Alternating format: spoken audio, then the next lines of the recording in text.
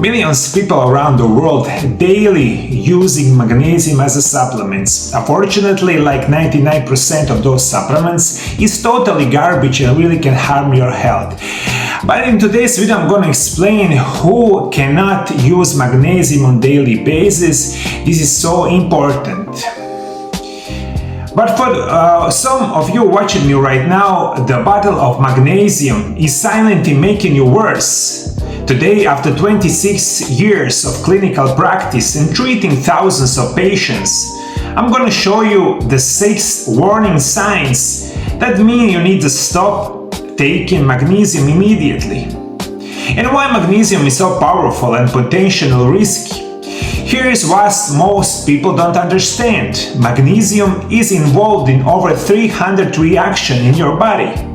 Muscles, nerves, heart rhythm, blood sugar, sleep, stress hormones. It controls all of it. And after 50 your absorption drops, chronic stress burns through it faster, and medication drains what's left.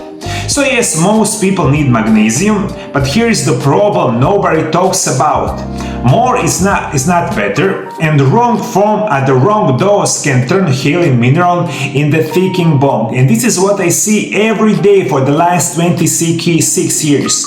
You use all wrong supplements, especially in today's video we talk about magnesium. And you really need to think about the doses, and you really need to use 100% organic magnesium, or else you will be at trouble. So, signs number 1, who cannot use magnesium, is going to be people with persistent diarrhea. Now listen carefully, some people think this is detox. It is not detox, this is overload. Here is what's happening inside your body. Magnesium, especially magnesium oxide and magnesium citrate in high doses, pulls water directly into your intestines, and the result are chronic loose stool, cramping, and urgent trips to the bathroom. And here's why this is dangerous. Now just uncomfortable. Chronic diarrhea strips your body of potassium. It causes dehydration. It creates the exact electrolyte imbalance that magnesium was supposed to fix. You end up with worse fatigue and in some cases heart rhythm problems. If your bowels haven't normalized after 5 to 7 days of magnesium, stop. Switch the form. Magnesium glycinate is the far gentle for your gut. This is unbelievably important. As I said earlier, magnesium is crucial for our nerves and for our muscles. That's why we need to think about it when you use magnesium, especially if we use very poor quality magnesium. Here is the second problem that you really can experience. Signs number 2 that you really cannot take magnesium is you started magnesium to feel more energy, but you feel less. Your limbs feel heavy, your grip strengths drop, you feel dizzy when you stand up. Why? Magnesium relaxes muscles and calms the nerves. That is job, but not too much magnesium does those things too aggressively. It over-relaxes everything, and your blood pressure drops, your muscle lose tone, and your body cannot respond normally.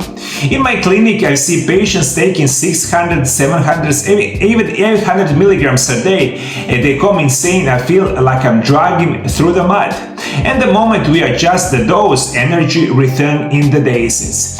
If magnesium is make you weaker, that's not healing, that's a red flag. And next really important thing is going to be for you, everyone who suffers with problems with the heart, especially with the heart blood pressure, especially if you use those medications for the high blood pressure each day, because using magnesium really can affect your heart rhythm. Signs number 3, and this one is critical, your heart rate slows down or becomes irregular. Magnesium directly influences the electrical conduction system of your heart, and in the right doses it stabilizes your rhythm. In excess, it can cause bradycardia and abnormally slow heartbeat, or worse, rhythm disturbances if you feel lightheaded, if your pulse seems unusually slow, and if you feel your heart skipping. Do not ignore this, especially if you are already taking heart medications like beta blockers or calcium channel blockers. This is non-negotiable. Anyone with heart rhythm disorders should never self-dose high magnesium with medical supervision. And this is crucial to understand everything that you do, especially if you take supplements and natural remedies. This only can be beneficial for you if you are under supervision of medical professionals who understand all this. Did you understand me, my dear viewers? Sign number 3 is going to be heart conditions, bradycardia, irregular heart rhythm. If you feel this after you taking magnesium, this is the problem. Signs number 4 is going to be reduced kidney functions. If you have any degree of reduced kidney function, this is important. This is the silent danger. Your kidney are gatekeepers of magnesium, and they filter out the excess. But if your kidney functions is even slightly reduced, and after 50 many people don't know what their kidneys are declining, magnesium accumulates in your blood. And this condition is called hypomagnesemia.